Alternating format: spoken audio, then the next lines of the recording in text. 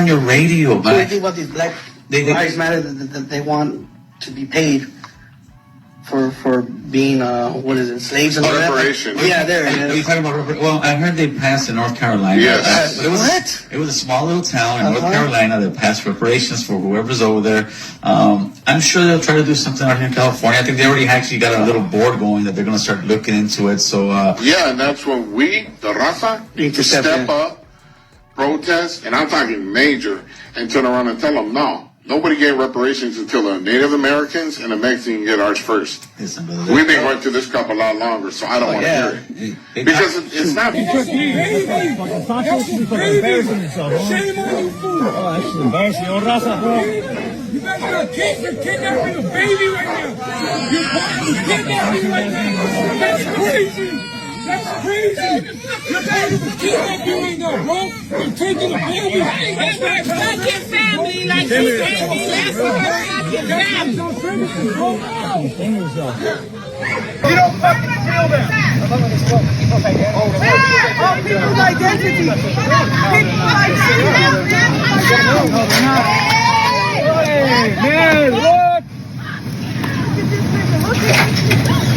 We're live on the scene where ICE agents are conducting a raid on a produce farm. Several arrests are being made. I always find it interesting seeing how so many people from Latin America are clueless about how racism works in America. Too many of these people are very disrespectful towards freedmen Black Americans when they choose to migrate to America. If it was not for our ancestors pushing for the 1965 Immigration Act, these same immigrants would not be able to even enter the United States. They are quick to team up with white supremacy and spew their anti-Blackness that is heavily rooted in the Latin American culture towards Black Americans. What Trump is doing with this ICE deportations is way overdue. Well, as you are about to see in upcoming videos, many of these immigrants are getting their wake-up calls in a major way. Well, tell your mama how you proud of corralling people and taking them in. What crime did they make? What crime did they commit? Nothing. I'm sure you're proud, bitch. Oh, these motherfuckers are KKK. These motherfuckers. It's corrupt. Look at that. This is pride. You motherfuckers so proud of standing so tall.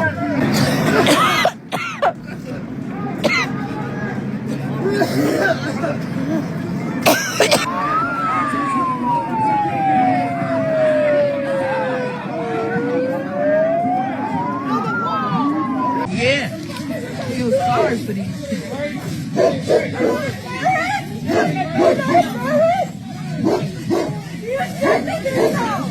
Why are you guys here on the Earth Day?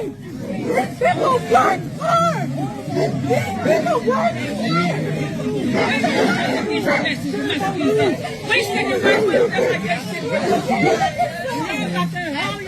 Let the fucking truck leave. Fucking Santos should be fucking embarrassing yourself, huh? Shame on you, fool. Oh, that's embarrassing. Yo, Raza, bro. You guys are kidnapping a baby right now. You're kidnapping right now. That's crazy. That's crazy. You're trying to kidnap you right now, bro. You're taking a baby. That's not fucking family. Like you family. That's fucking family. Yeah, she's busting her in. That's crazy. Nigga with the family like that. There's other shit going on in this world where you can stop messing with these families. This shit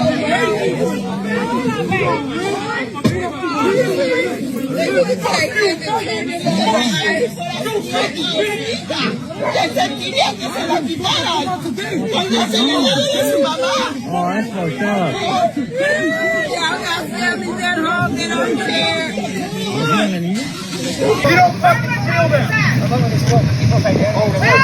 People's identity. People's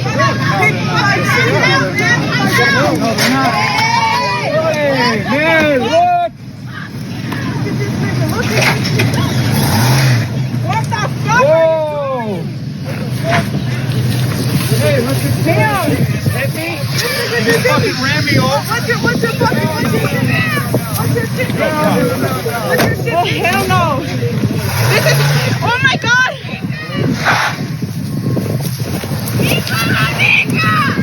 Fuck you. No. You're not taking me.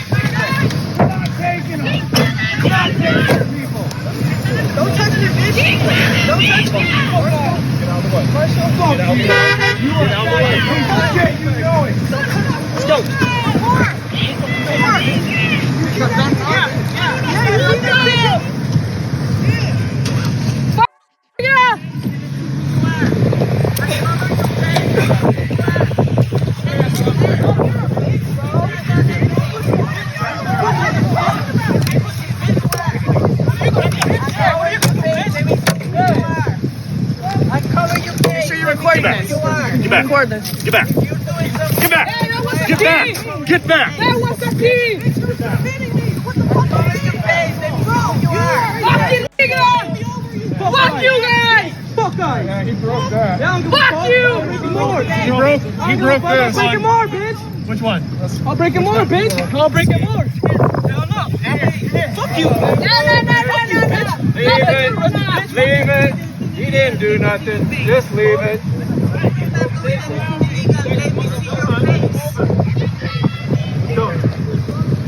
Get in. Fuck you guys! Fuck you!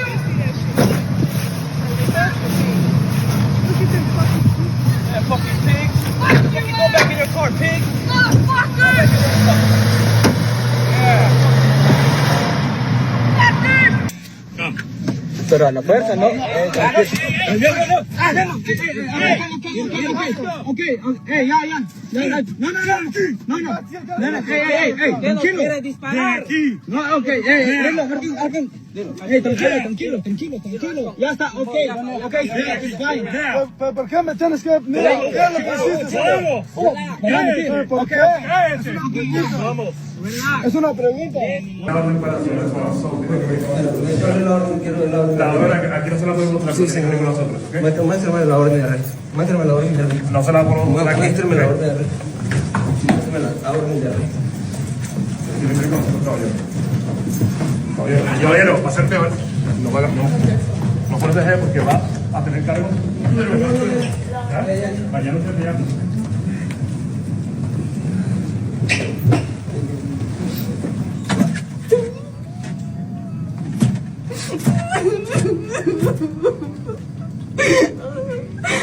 Déjeme pasar. Déjeme pasar, por favor.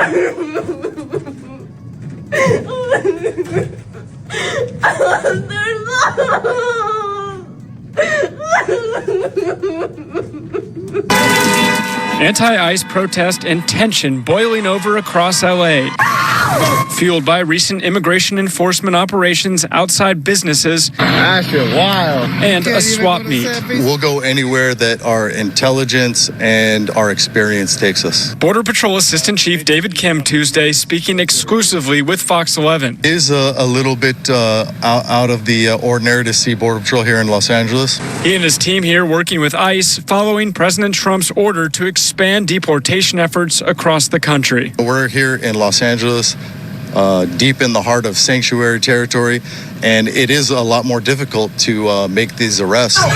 This the scene Tuesday in Pico Rivera as Border Patrol apprehended non-U.S. citizens outside a Walmart. He was trying to help. Adrienne Martinez's mother spoke with Fox 11 and said her son was arrested for trying to help those getting apprehended. He was telling them, leave him alone. He's just working. The narrative right now is just a U.S. citizen was arrested for no reason, but that subject punched 2 agents. In recent weeks, Fox 11 has reported on several deportation raids outside LA area car washes, workplaces, and Home Depots. We don't have support from some of the state legislators here. That's forcing us to go out and do roving patrols. This is the property of the church. Kim argues sanctuary immigration policies in California have them conducting these operations on the street instead of in jails. How do you determine who to pull over, who to stop, and who to ask where they're from? Without giving away, some of the tactics out there, the vast majority of these roving patrols would just be consensual encounters, and we know where to look and we know the indicators. ICE agents rolled into a number of places in Pico Rivera. At the shopping center parking lot, agents were met by angry residents and workers. One of those workers was wrestled to the ground. Cell phone video shows ICE agents chasing someone, then detaining, and eventually you see agents taking him to one of their trucks. They started yelling at us, oh, get back, get back, get back. While they were pushing one of the other guys, they threw him to the floor twice by the neck, just for standing up for his coworker that they were grabbing. His coworker was just out here cleaning, doing his job. The mayor of Pico Rivera, Johnny Garcia, tells me the city wasn't warned that ICE was coming. Let me be very clear. The city of Pico Rivera nor the Pico Rivera Sheriff's Department condone or support this type of enforcement. At the Food for Less on Whittier Boulevard, ICE agents, according to eyewitnesses, told us they detained a janitor that works at the supermarket. They also tell us the driver of this tortilla truck was detained. He was making a delivery, according to family and eyewitnesses. Francisco Urizar was detained. His daughter spoke with us. This is my dad's business, delivering mission food. So if he's not here delivering it, he loses the store and he loses his business and everything just falls apart. And now it's on me. I have to think of how to keep this running for him. How many people were detained, the Department of Homeland Security hasn't told us. Strong views from residents on what they saw happened here today. Is everybody here employees? A sense of fear grips this tight-knit community. Please, bring your paperwork with you. Show your hands! After ICE raided this meatpacking plant in Omaha, Nebraska. The looks on everybody's faces, it was just scared, crying. Supervisor Stephanie Favila was in the morning meeting when agents entered Glen Valley Foods, arresting more than 70 migrants, including 3 of her family members. How is this for you? It's hard because they just call me asking info about my cousins, and I don't know anything. I don't know if they're going to get deported. I don't know if they're good. I just don't know anything. The men and women detained are suspected of being in the U.S. illegally. ICE says it's Nebraska's largest worksite immigration roundup in President Trump's second term. This does impact our community and it does create fear. John Ewing Jr. has been the mayor of Omaha since Monday. He says he doesn't support workplace raids. We want to ensure that people are treated fairly and that they have due process in the course of these things. The raids have sparked protests in Omaha. Supporters say those arrested were hardworking people, not criminals. And we were the only ones on the ground as they were there being briefed to head out to dismantle 3 massive illegal grow operations on federal land. One of them, more than 250 acres.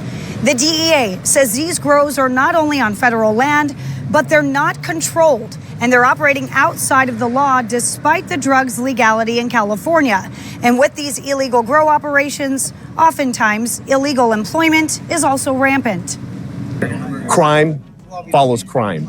So in order to get these criminal grows productive, they have to reach out to undocumented workers in order to get it done. So we are anticipating there being some addictive undocumented workers on scene, and we have plenty of resources here available to interview them, find out their story, find out how they got here, see how they were trafficked, and then pass those leads on. And just about every federal agency was out here. The DEA says it's the biggest law enforcement collaboration in recent history. We're talking upwards of 500 agents, officers, and soldiers, 325 of them California National Guard. Roughly 100 armored vehicles were also involved in this operation.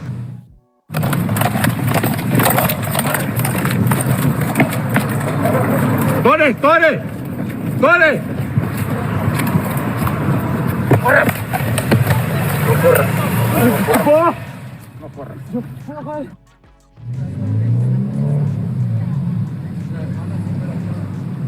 And this is a location along Sunset and Western Avenue. There's cell phone video that you just saw. It captured the raids occurring at this Home Depot property. Also a few blocks away near Home Depot. This is all part of the crackdown we've seen this week and in recent weeks. President Trump's immigration enforcement efforts to detain those suspected of being in the U.S. illegally for possible deportation. Actions that have polarized communities here in the Southland and across the nation, with some arguing that these workers are trying to earn a living and are law-abiding people who are living here, others saying many undocumented individuals who have been detained have criminal records, and that the ones who still don't belong in this country given the Trump administration's mandate. I have traveled and lived in different countries.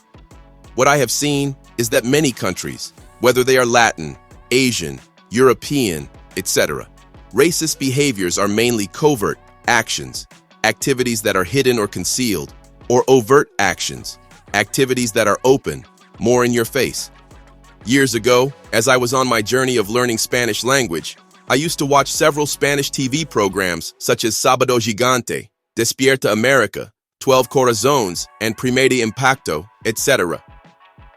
While watching these shows through the years, I began to notice that these shows rarely, or if at all, had Afro-Latin people on the shows as host of shows or news anchors. That's when I started looking into the history of Latin American countries. On this Mahogany Culture and Travel channel, I have done a video about the history of Black people in Mexico that you can look at, that speaks further on the ancient history of Afro-Mexicans. Since the 1910 Mexican Revolution, people of African descent in Mexico were largely excluded from official documentation and national identity. In Mexico, there is a popular expression of mejorar la raza, a phrase that is used in Latin American countries, which means improve the race. It implies that you should marry or have children with a whiter person so you'll have better-looking kids. La raza has historically been used to refer to the mixed-race populations, primarily, though not always exclusively, in the Western Hemisphere. For over a century, Mexico maintained a racial ideology known as mestizaje, which promoted the idea of a mixed-race national identity that primarily included indigenous and Spanish ancestry. This ideology effectively erased the presence and contributions of Afro-Mexicans from the country's history and identity. It was not until 2015 that Mexico officially recognized Black Mexicans as citizens of Mexico in a national census, acknowledging them as citizens with distinct Afro-descendant heritage. This was a significant milestone, as it allowed for Afro-Mexicans to be counted in demographic data, leading to a greater push for their rights and inclusion in national policies. However, racism and colorism remain major issues across Latin America, including in Mexico, Brazil, Honduras, Venezuela, and other countries. Many Latin American nations have deeply ingrained anti-Black biases due to their colonial histories, where African enslavement was brought in to work on plantations, mines, and other labor-intensive industries. Despite the abolition of slavery in the 19th century, racial hierarchies persisted, favoring lighter-skinned individuals and reinforcing discrimination against those of African descent. In many Latin American countries, a racial and social hierarchy exists where white or lighter-skinned individuals of Spanish descent hold the most power, wealth, and influence, while darker-skinned individuals, including Afro-descendants and indigenous people, often face systemic discrimination and economic marginalization. Although Mexico has an Afro-descendant population, the government historically confined them to certain regions, often keeping them out of national consciousness. The majority of Afro-Mexicans live in the states of Guerrero, Veracruz. Veracruz is a historic port city where enslaved Africans were brought. Oaxaca and Costa Chica, a coastal region spanning Guerrero and Oaxaca with high concentrations of Afro-Mexicans. These areas have historically been underdeveloped, with poor infrastructure, limited job opportunities, and a lack of government investment. The deliberate neglect of these communities has contributed to the continued marginalization of Black Mexicans. Many Afro-Mexicans in these regions have limited political representation, experience racial profiling, and face difficulties in accessing education and healthcare. In countries like Brazil, where the largest population of Afro-descendants outside Africa resides, systemic racism manifests in disparities in education, employment, and police violence. In Mexico, Afro-Mexicans have historically faced exclusion from political representation, economic opportunities, and social recognition. In Honduras, Garifuna communities, Afro-Indigenous peoples, have suffered from land displacement and violence. In Venezuela, despite a history of Black resistance, Afro-Venezuelans often experience discrimination in social and economic structures.